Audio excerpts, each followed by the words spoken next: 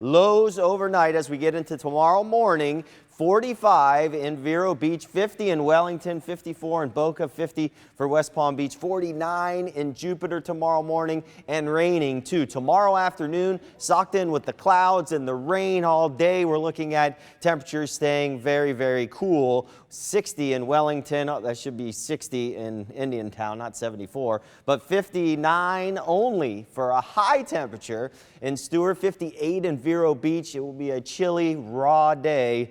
Kind of like a northern day in the winter time, except it'll be here in South Florida. Now, rain is starting to overspread up to our north. Let's stretch back here and see where all our rain is coming from. This stretches all the way back to Texas and Mexico, and this will ride up on top of us, up and over the cool air that's on top of us now, and produce that steady, light to moderate rain all day long tomorrow. It's not going to add up to a whole lot. We're not talking about inches of rain, probably a quarter of an inch to a half an inch or so in some areas, but it's just that all-day dreariness we're going to see. So here's the forecast. Let's go hour by hour through the night. We start to see it overspread the Treasure Coast by about 3, 4 o'clock in the morning. Then it gets into the Palm Beaches. By Sunday morning, heading on out, you'll see the rain, and it'll stick around off and on throughout the day. Pretty steady, though, through the day. Possibly by sunset, the Treasure Coast clearing out, and then the rest of us will, and Monday looks absolutely beautiful. Temperatures, we haven't seen this in a while. Here's the average line here. It's below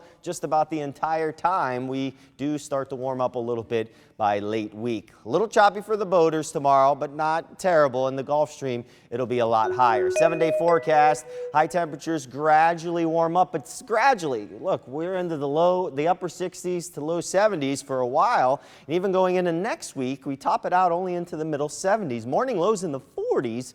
You'll be able to wear that jacket.